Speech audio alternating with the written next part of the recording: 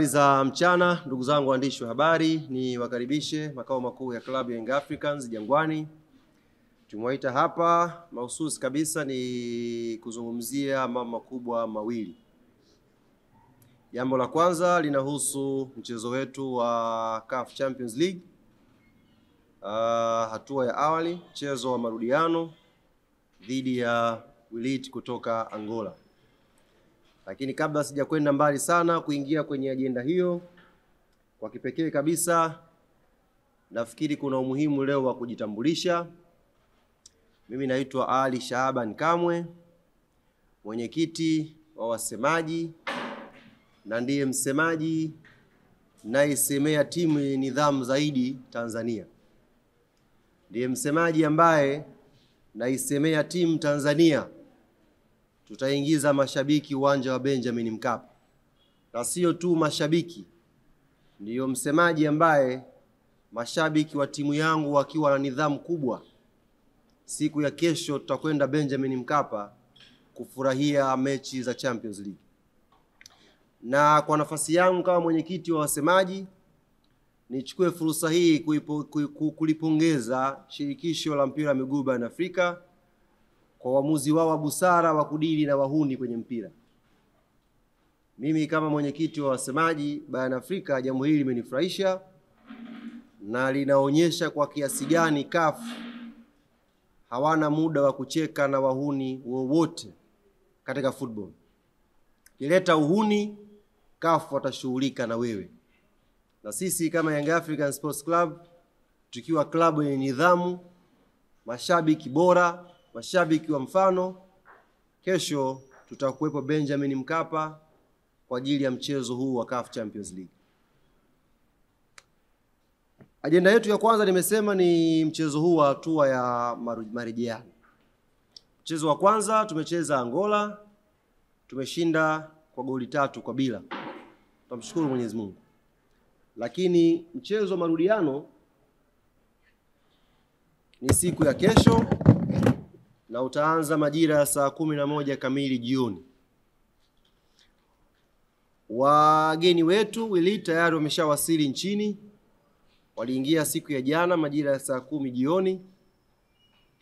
Wamesha enjoy hewa ya Dar es Salaam na mmewasikia hapa kwenye press conference yao.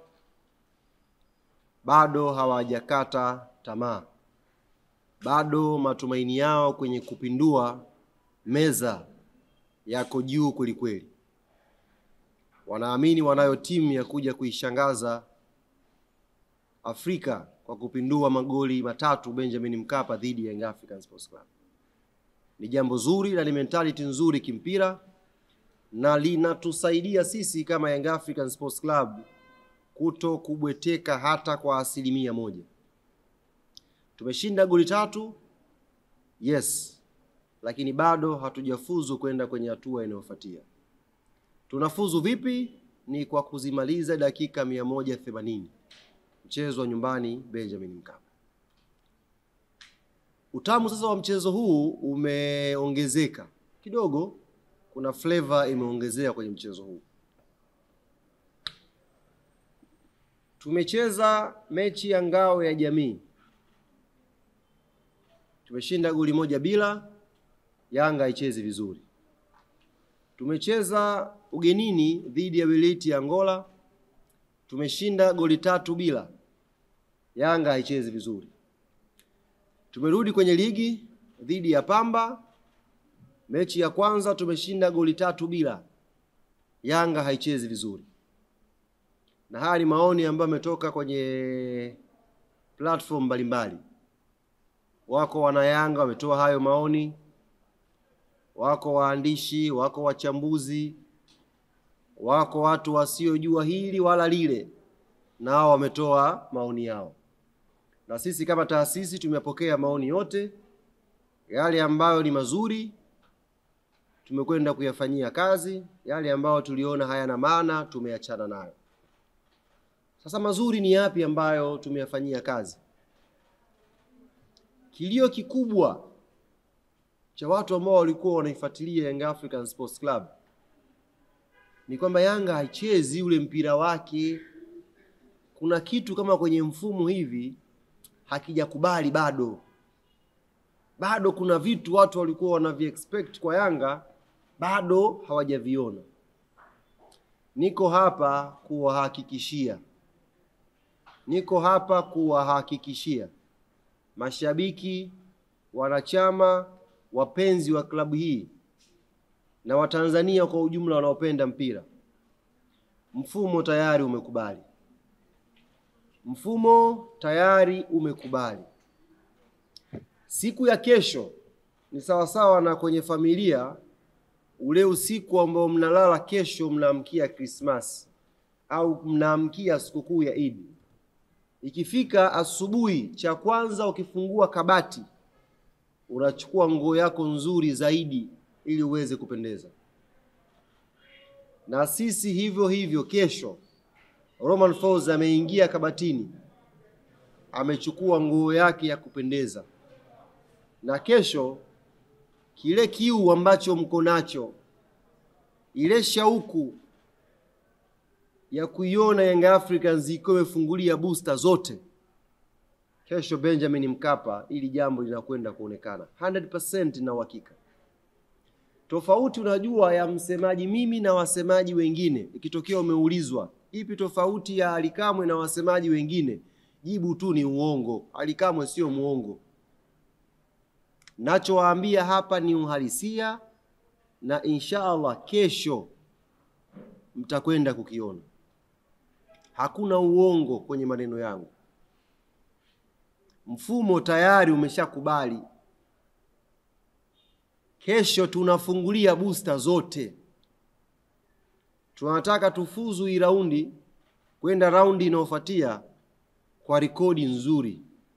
Mwenyezi Mungu atujalie hilo jambo. Kwa hiyo kesho 100% unayetoka nyumbani unakuja Benjamin Mkapa 100% wewe unakuja kuenjoy. Nilikuwa kwenye mahojiano asubuhi na kituo kimoja, nikawaambia kama hamtaona kesho kitu cha tofauti Benjamin Mkapa Jumatatu, sio mnipige mniwambe makofi, umetudanganya nchi nzima. Kama na nyie mko mji Jangwani hapa kuanzia saa 6 mpange foleni, kila mtu wa. Mimi nimehudhuria session zote. Jana pia nilikuwa Avic Town, na leo inshallah tutakwenda Avic Town. Yako mambo ya kimpira ambayo sitaki kuzama sana ndani kuwaelezea hapa, kwa sababu wanasema wenyewe anayetaka kuelewa hata usipomuelezea ataelewa, na asiyetaka kuelewa hata umuelezee vipi haelewi tu. Ziko factors za kimpira hapa ambazo watu wanaojua football walikuwa wanaelewa kwa nini Yanga walikuwa hawafungulii booster vizuri. Niwagusie kidogo au tuachane nazo? Niwagusie kidogo. Sisi kocha wetu kaipata timu yake yote, kwa maana ya wachezaji wote, tarehe 11 mwezi huu. Yaani maana yake wachezaji waliokuwa kwenye CHAN, wachezaji waliokuwa kwenye timu za taifa kwenye FIFA break ya tarehe 1 mpaka tarehe 10. Timu yote kaipata tarehe 11. Tarehe 12 alikuwa na mechi Yanga Day. Na ile mechi ukiangalia kitakwimu, wachezaji ambao wamecheza muda mrefu ni Frank Yasinki na Bakari Mwamnyeto. Tupishe kidogo adhana ndugu zangu.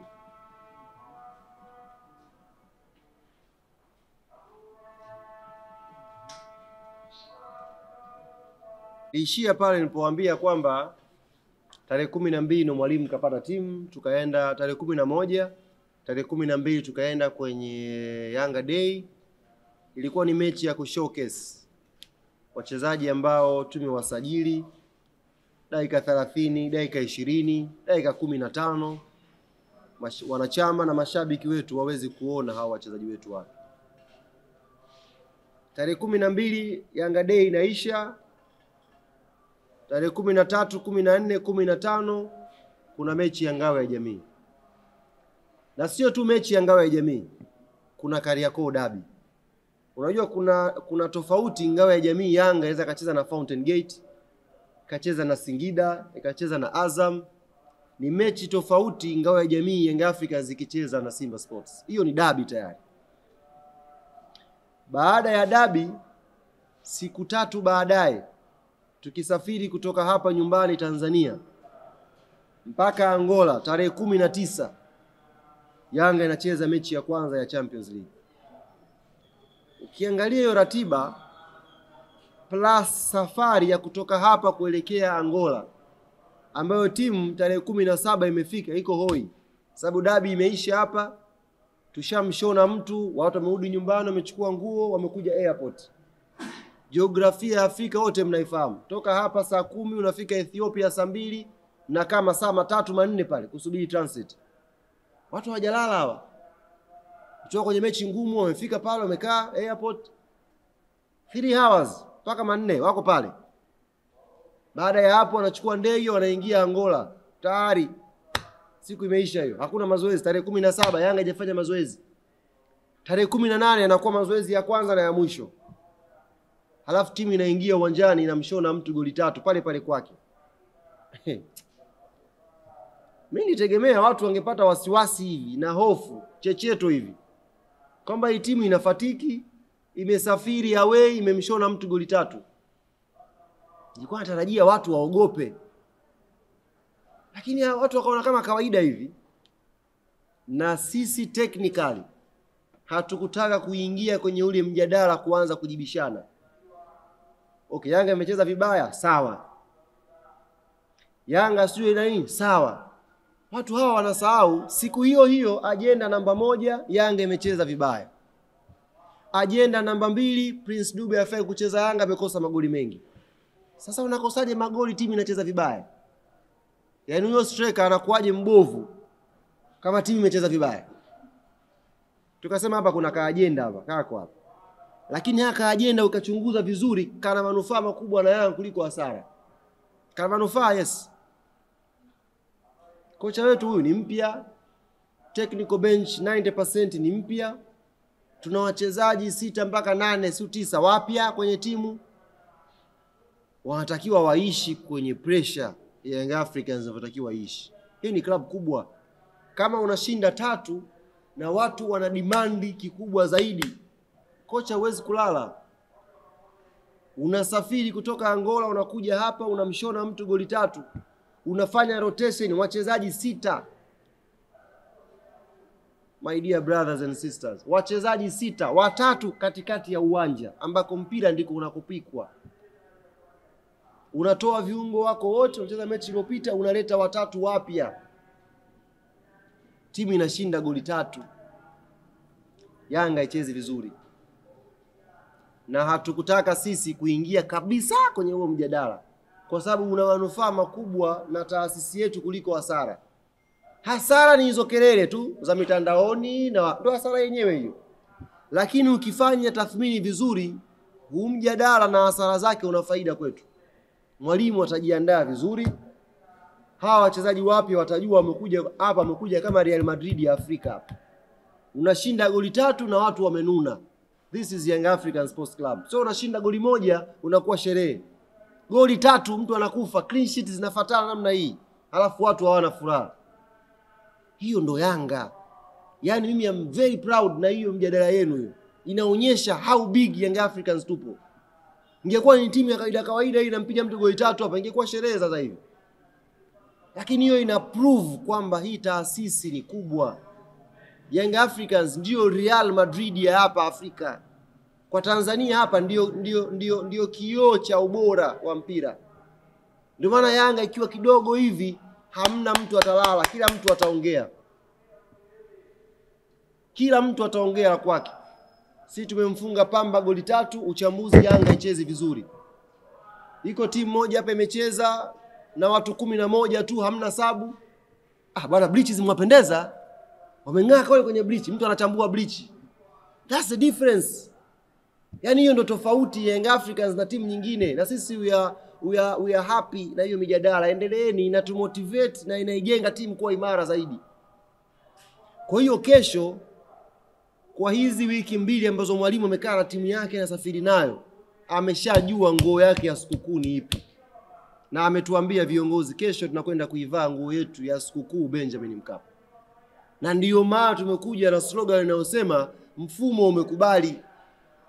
Tumesha test vitu, vimeshakubali. Kwa hiyo kesho inshallah tunakwenda kufungulia sub-booster zetu. Na ndio maana na uhakika 100%. Msipoona mafuriko kesho, pangeni foleni hapa. Wote. Na wanaonisikia pangeni foleni hapa. Mnaniwamba makofi mmoja mmoja hapa. Umetudanganya. Mimi sidanganyagi. Sababu najua mpira na naona kesho tunakwenda kucheza mechi kweli. Tunataka tu qualify kwenye hii round inshallah, kwenda round ijayo kikubwa na kibabe. Kwa ni waombe mashabiki na wanachama wa klabu hii Young African Sports Club. Nyie ni washabiki wenye nidhamu. Ni washabiki bora. Mmepata nafasi ya kipekee. Wenzenu wakiwa majumbani wanaangalia timu zao, nyie mmepata heshima na thamani ya kuruhusiwa kuja uwanjani kuiangalia timu yenu. Utabaki nyumbani ufanane na hawa kina Kapeto mpaka lini? Yaani utabaki nyumbani, uwanja haujajaa, wewe uko zako nyumbani. Hawa kina Kapeto wapo na wewe upo hapo. Utakuwa unaikosea sana timu yako. Yaani hii ndio fursa ya kuja kuionyesha Afrika sisi nidhamu yetu ipoje. Na mmesikia wenyewe wana Yanga. Mmesikia kila kitu. Kilichosababisha wenzetu nidhamu iwe mbovu na wafungiwe ni vurugu viwanjani. Hakuna muujiza. Sisi tunayo nidhamu hiyo na kesho tuiendeleze hiyo nidhamu. Kila mmoja awe balozi wa amani kwa mwenzake. Jamani, hii burudani wenzetu wanaitamani kuiona Benjamin Mkapa. Tushangilie, twende pale na ngoma zetu na tarumbeta zetu, vuvuzela zetu, tushangilie kwa raha. Mambo ya kupigana, sijui kuwasha mamoto ni ushamba, achane nao. Mtu anakuambia mbona kule Waarabu wanawashaga moto? Wao pia wanapigwaga faini. Ni vile tu wao labda wanajimudu kiuchumi, wakipigwa faini usikiwa wakilalamika. Lakini hakuna klabu Afrika haipigwi faini inapowasha moto uwanjani, mafataki yale. Hakuna klabu haipigwi faini. Hakuna klabu haipigwi faini inapopigana mashabiki uwanjani. Faini unapigwa wote. Si Tanzania tuna bahati tu hapa. Tuna waandishi ambao wao wanaweza kuandika kila kitu. Ndio bahati iliyokuwa nayo, naweza nikasema hivyo. Lakini pia wanafungiwa hao. Sisi tumecheza mechi ya finali na wale nani wale? Usma wale kwao. Pigwa faini wale. Vurugu walizofanya siku ya finali. Kwa hiyo sio sifa. Wala sio tabia nzuri kujivunia kwamba na sisi tunakwenda kuwasha moto. Sisi tunakwenda kupiga watu. Sio sifa. Na hata ikatokea siku ya kesho mwana Yanga umeingia Benjamin Mkapa, ukaona siti yako pembeni amekuja mtu na jezi tofauti ambayo sio ya Yanga, awe ni Mtanzania asiwe ni Mtanzania, mkaribishe, mwambie keti hapa uenjoy burudani. Naomba nieleweke vizuri. Imetokea kesho umefika Benjamin Mkapa na Yanga umepiga uzi wako vizuri pale, umeangalia kushoto, umeangalia kulia, unaona kuna mtu amekuja kavaa jezi tofauti sio ya Yanga. Huyo mtu ni Mtanzania, awe Muangola, awe Mkenya, awe Mburundi, na jezi ya timu yake yoyote ile, usimfukuze. Wewe una shida ya kupata burudani, una kiu ya kuona mpira mzuri, keti chini hapa. Chukua GSM kola mpe, kunywa, angalia burudani hapa. Ndio nidhamu nataka tuitengeneze. Kwa ni waombe wana Yanga. Ni waombe sana. Tujitokeze kwa wingi siku ya kesho Benjamin Mkapa. Na uongozi wetu ni uongozi unaotupenda kweli ndugu zangu. Baada ya kugundua na kuthibitisha kwamba tutakuwa wenyewe pale Benjamin Mkapa, uongozi umepunguza na kiingilio kutoka 5,000 mzunguko kuwa 3,000. Namba 1, tukate kiu cha watu wengi kumudu hicho kiingilio kuja kuona burudani. Namba 2, watu wana kiu cha kuona mfumo wenyewe wa Romain Folz msimu huu. Tusiwanyime fursa. Kiingilio kishushwe. Jana anatuambia engineer, wekeni kiingilio 3,000 mzunguko. Watu tunavyowaambia mfumo umekubali, waje waone kwa macho yao. Kila mtu akitoka Benjamin Mkapa kesho saa 1 ile atoke na tabasamu. Leo nimeiona Yanga yangu. Kila mtu atoke akiwa amefurahi. Kwa hiyo mzunguko ni shilingi 3,000 wapendwa. Huku 3. buku 3 ndio kiingilio cha mzunguko. Alafu VIP C ni shilingi 10,000, VIP B ni shilingi 20,000 na VIP A ni shilingi 30,000. Watu wanakimbizana saa hizi. Tumeshaanza kusambaza hii miamvuli, watu wanakimbizana kupata ticket. It's a Champions League. It's a Champions League. Lazima tujivunie, tuone ufahari wa kuja Benjamin Mkapa siku ya kesho, kuisapoti timu yetu na kuenjoy hii keki ambayo tumeipata ya kipekee sisi kama Yanga, mashabiki wetu kuingia uwanjani kwenda kupata burudani. Hata kwenye familia, mtoto akiwa nidhamu, kuna favor atazipata kwenye familia. Hata shule, si kuna zawadi za mtu anashika nafasi ya kwanza, ya pili, ya tatu, alafu unaamua kuna zawadi ya mtoto mwenye nidhamu. Huyo ndo Yanga sasa huyo. Huyo mtoto mwenye nidhamu ndo Yanga sasa huyo. Tuko pale tunataka kuenjoy wenyewe. Kwa kesho ni siku yetu ya kujidai, kutoka na jezi yako, kutoka na bendera yako, tembea ukiwa unavimba mtaani. Wewe una nidhamu ya mpira, unakuja Benjamin Mkapa kuenjoy timu yako. Kwa nikomee hapo kwenye ajenda ya kwanza, kwa kuwaomba wanachama na mashabiki wa Yanga tukate tiketi kwa wingi kuja Benjamin Mkapa. Na mkurugenzi hapa alinitumia message. Watu wamekuwa wakijiuliza napata wapi ile kadi? Jamani, kadi za wanachama wa Yanga, zile za kili, zile kadi za kili, zile za Kilinet zile kama unayo. Zile kadi zina mfumo wa kuingia uwanjani pia. Ile kadi pia ndio unanunulia tiketi. Yaani kama kuna mwanachama wa Yanga na kadi yake ya Yanga, ile kadi ile, nenda kwa wakala, lipia shilingi 3,000, njoo uangalie game. Una haja ya kununua kadi nyingine? Wewe ushakuwa mwanachama tayari. Kadi ile ile. Namna gani uongozi unatupenda, unatupa thamani. Kadi ile ya wanachama hiyo hiyo unaingia nayo Benjamin Mkapa. Kwa hili la kwanza nikasema ni muhimu niwaambie na mashabiki wetu wapate kujua. Sisi Yanga, Mwenyezi Mungu atuepushe tusifikie level ya kuangalia mpira kwenye vumbi. Mungu atuepushe, tuseme amini jamani. Sifike hatua tukaangalie mpira sehemu ambako sio mashabiki wanatakiwa waangalie mpira. Twendeni stadium Benjamin Mkapa tukaenjoy. Kesho inshallah naamini wana Yanga wataitikia kwa kiasi kikubwa na watakuja kuenjoy football ya timu yao. Jambo la pili ambalo nilisema ni muhimu, niwaeleze ndugu zangu waandishi wa habari na wanachama na mashabiki walifahamu.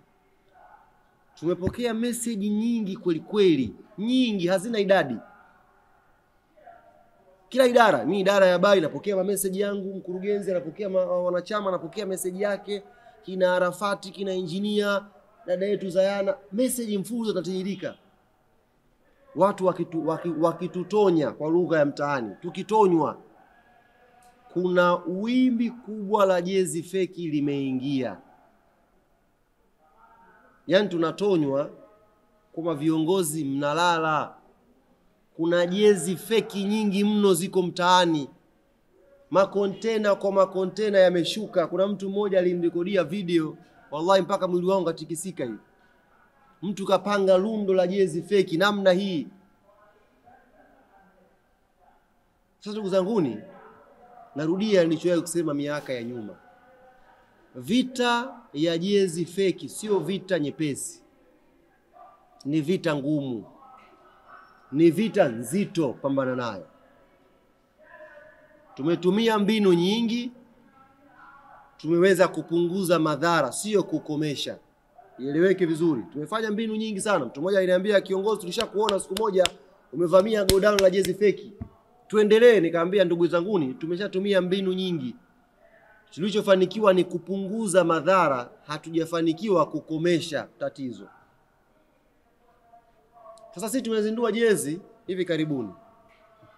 Na alhamdulillah jezi yetu zindua, of course ilikuja mzigo mchache. I have to declare hili jambo. Hatukushusha jezi nyingi. Jezi ilikuwa chache. Na Mungu akajalia kheri, ule mzigo ukawa umeshamalizika. Na ndio maana pakatokea room ya mzigo feki kuingia kwa wingi. Kwa sababu demand ilikuwa bado kubwa na jezi kazi zimeshamalizika. Sasa nini uongozi umefanya kwenye kutafuta solution. Nini uongozi wa Young Africans umefanya? Kwa nikae vizuri mnielewe. Nini uongozi wa Young Africans umefanya kwenye kutafuta solution ya kupambana na hii tatizo? Tayari mzigo uko mwingi mtaani. Jezi zimeshakwisha, madukani hapa hamna. Ukitembea wana Yanga washavaa jezi zao.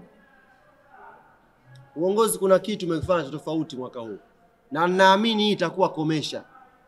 Yaani mimi 100% na uhakika uongozi wa Yanga ulichokiamua, hii plan waliokuja nayo mwaka huu ndio itakuwa komesha. Hakuna tena mwenda wazimu atasubutu kuleta mzigo fake hapa kwa tutachokifanya mwaka huu. Hakuna atakubali kuingia hasara hapa. Jamani, jezi madukani za Yanga za msimu huu za ligi zimeshamalizika. Lakini jezi fake zinaendelea kuuzwa. Sasa uongozi umefanya nini? Umefanya kitu hiki. Tumekwenda kutengeneza mzigo wa pili wa jezi. Tumetengeneza mzigo wa pili wa jezi. Kontena nyingine zimeingia. Lakini safari hii tumekuwa na ujanja kidogo. Katika maeneo makubwa mawili mpaka matatu. Eneo la kwanza. Jezi hizi ambazo za ligi zimeingia, hii toleo la pili la Yanga. Tofauti ya kwanza ambao utaigundua kwamba jezi yenu sasa hivi ukienda dukani, ukienda mtaani, jezi hii toleo la pili la Yanga, cha kwanza utakacho notice, cha kwanza ile nembo ya hapa haipo. Tumeweka hapa kit manufacture mwingine. Jezi muda sio mrefu itapostiwa kwenye social media za Yanga, mtaiona. Hapa GSM hayupo. Tumeweka hapa manufacture utaandika pameandikwa NIA. NIA, NIA kwa Kiswahili imewekwa hapa. Kwa hiyo ukikuta mzigo mtaani una ile logo ya bado, mwambie huu sio mzigo wenyewe. Achana nao. Mzigo huu wa awamu ya pili umeandikwa hapa NIA. Na sisi tumetia NIA hapa. Hapa begani GSM hayupo, iko NIA. Sasa akafiatue mtu sasa hivi tuone kama anaweza akafiatua akaweka NIA na yeye. Tumeweka NIA hapa. Namba 2. Kitambaa ambacho tumekitengenezea hii mzigo wa pili ni kitambaa tofauti na kitambaa kile cha kwanza. Kitambaa cha kwanza, jezi ya kwanza nikavaa hapa. Nilikuwa nayo hapa ningeonyesha mfano. Naomba ile jezi ya kwanza ile ya toleo la kwanza tuliloleta ile ramani ile yenye miaka 90 ile. Ukiangalia vizuri kwenye kile kitambaa cha zamani, ile ramani haipo ndani ya kitambaa. Sio kama mnaelewa vizuri. Yaani haipo ndani ya kitambaa. Imewekwa bandikwa nje ya kitambaa. Sasa hivi jezi yenyewe tuliyoleta hii awamu ya pili, ile 90 ipo ndani ya kitambaa. You will feel it. Material yake, quality yake haiwezi kuwa jezi ya janja. Maana yake hawa maharamia waliotuletea mzigo feki ambao sasa wameusambaza mtaani, tuwaambie imekula kwenu. Viongozi wamepiga TikTok, wamekuja na idea nyingine. Wamekuja na mzigo wa pili kwa ajili ya kukidhi demand ambayo tuko nayo, lakini tumefanya mabadiliko kidogo. Jezi ikipostiwa mtaziona. Hii hapa jezi yetu ya zamani. Umeona hii 90s imechorwa hapa juu ya kitambaa. Umeona imechorwa juu ya kitambaa. Hii toleo la pili lilotoka hii 90 ipo ndani ya kitambaa. Yaani kitambaa chenyewe ipo ndani, hiyo 90 unaikuta. Alafu kitambaa chake ni tofauti material yake na hii. Hivi zishafika za dukani tayari. Kitoka mtaenda kuziona hapo. Kamalizie story mzione hapa. Kwa hiyo mwana Yanga, popote unaponisikia, ukienda dukani, ukienda mtaani, ukakutana na jezi yenye GSM hapa, kataa. Hii imetoka. Hapa kuna NIA imewekwa. Tumefanya hili kuhakikisha kwanza wanachama wetu na mashabiki wetu wanavaa vitu original. Namba 2, wanachangia pato la club kusaidia klabu yao. Hii ni merchandise ya club. Kwa hiyo unapotoa fursa watu wananunua majezi feki na kwenda kwa maharamia ambao wanahujumu uchumi wa hii club. Tumekuja na toleo ambalo utavaa hiyo kiti yako ukiwa umechangia klabu yako na quality yake iko pale pale. Kwa hiyo haya mawili nilisema ni muhimu niwaeleze ndugu zangu waandishi wa habari muweze kuyafahamu, na nakaribisha sasa maswali kama yapo, tulizane mawili matatu tukaendelee na maandalizi ya mchezo siku ya kesho inshallah. Karibu bwana Jami.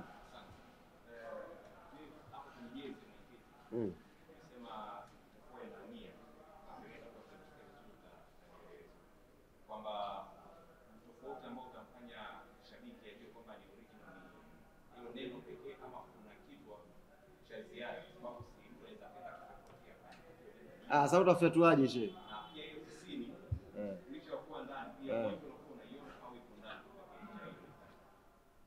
Hapa si unaona? Hapa si uioni?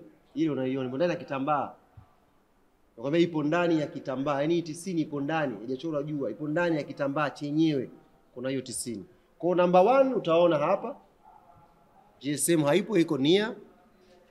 Namba 2 utaona kitambaa chenyewe ni tofauti na hiki. Namba 3 kugundua ni hii alama ya 90. You will feel it. Ukishika tu utafeel it kwamba ni kitu tofauti. Swali lingine?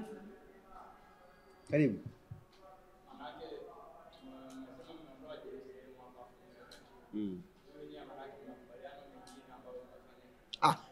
Sisi unajua tuliingia mkataba, tuna swali zuri sana umeuliza ndugu yangu.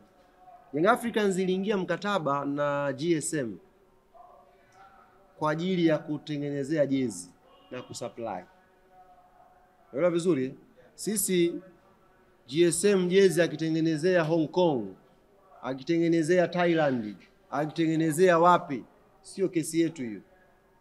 Sisi as long as sisi na yeye tulisaini mkataba wa kutengenezea jezi na kuja kuziuza, ndio mkataba wetu sisi na yeye. Anazitengenezea wapi sio mchongo wetu. Umeelewa vizuri?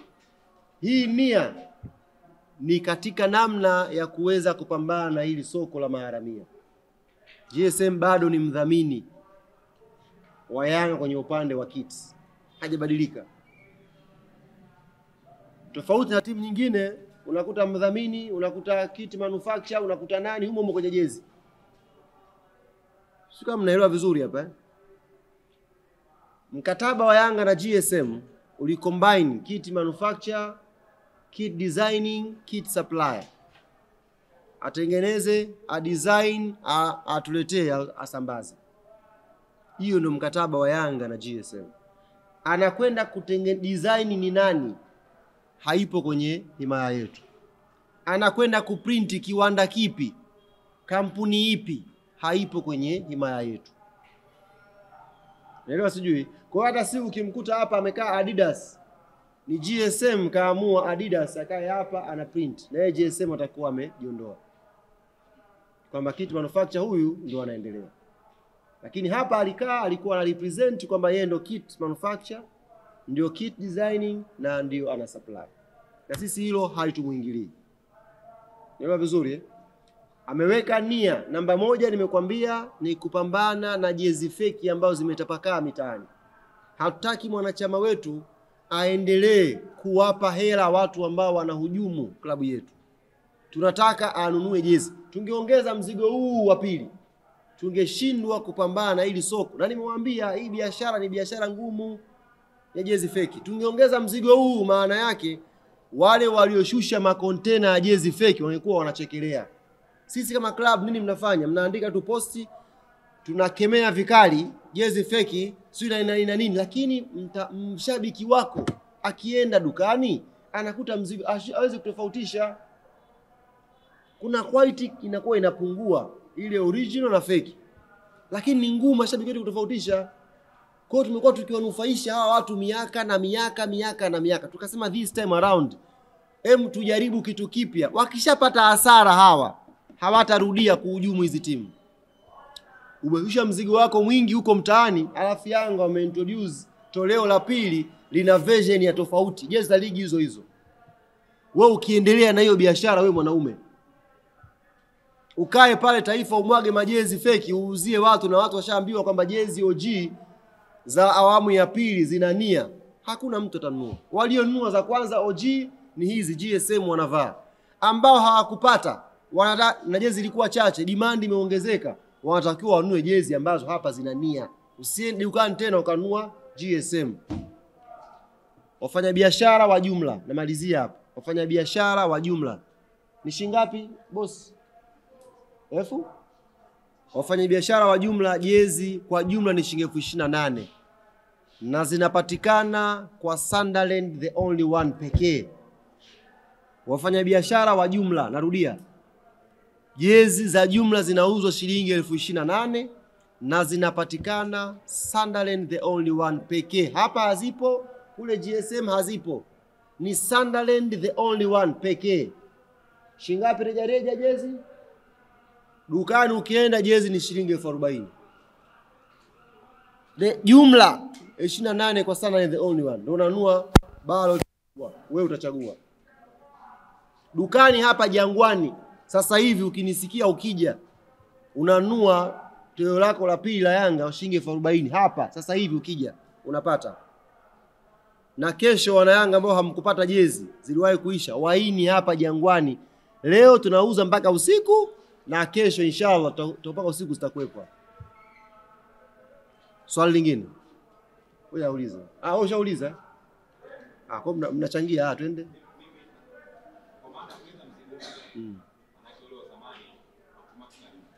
Umeisha, sio unakufa.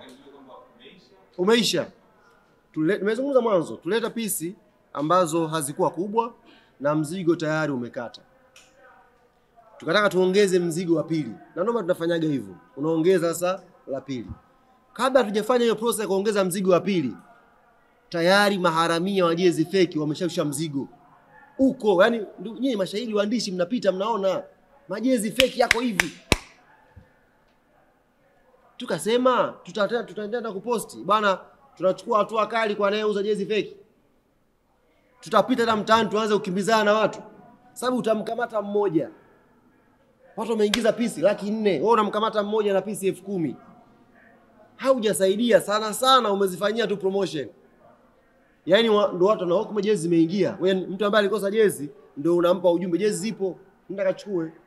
Kwa sisi tumefanya jaribio jipya la kuleta toleo la pili la jezi za msimu kwenye version tofauti na ile ya kwanza. Rangi ni kila kitu vile vile, ila details tumebadilisha. Tukiwa tuna imani wana Yanga wakituunga mkono, hao ambao hawakupata jezi zetu na demand yao walikuwa wanazitafuta, wakinunua hizi za nia hapa GSM hazipo, tutakuwa tumekomesha kabisa hawa maharamia wa jezi fake. Hakuna atakayethubutu tena kuprinti mzigo mwingi au shushe hapa akijua kama watanunua tu, hamna atakayenunua tena. Kwa hii ni idea ambayo mimi niwapongeza viongozi wetu, na ni idea ambayo inakwenda kuongeza mapato ya klabu yetu ya Yanga. Swali la mwisho. Bado swali. Uliza tumalize.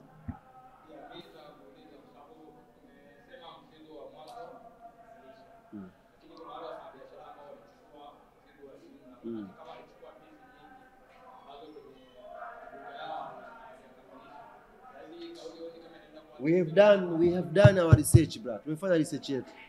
Before kuja na hii idea, tumefanya research ya kutosha. Tumefanya research ya mzigo ambao tuliuingiza, tumefanya research ya mzigo ambao tumeutoa kwa jumla na reja reja. Tumetuma watu wamezunguka kufanya hizo research na tumejiridhisha mzigo wa Yanga umekata. Yaani 100% bila wasiwasi tumejiridhisha jezi za Yanga zimeisha mtaani. Lakini zile originals, lakini jezi feki zimeingia na zimeingia kwa wingi. Kwa hiyo watu wanapitia hapo kwenye hiyo upenyo mdogo wa jezi kuwa demand imekuwa kubwa, hawazioni, wameingia hapo. Nyinyi wenyewe ni mashuhuda, jezi zungukeni mtaani. Hii hapa ambayo ni OG huwezi kuikuta quality hii tena mtaani. Utakuta quality ya ajabu. Tumefanya research. Tumezungumza na watu. Unajua sisi tulikuwa tunafanya ile pre-order. Pre-order maana yake unauzia wafanyabiashara wanunua kwa jumla, si ndio? Una mawasiliano yao, tunawasiliana nao, tunawauliza biashara imekwendaje? Majibu tumeyapata kwao, watu ambao tuliwauzia kwa jumla, tukiwa najua wanakwenda kuuza rejareja. We've done our research 100% na tumejiridhisha, watu wametuambia mzigo umekata. Na hao katika hao ndio walikuwa wanalalamika, jezi feki zimeingia nyingi, tuchukue au kuna mzigo mpya unamnaleta? Sababu wataka kufanya biashara. Kuna wao wamejiridhisha 100% kwamba mzigo umekwisha, na wao wanakwenda kuchukua jezi za toleo la pili na zitakwenda kufanya vizuri mtaani inshallah.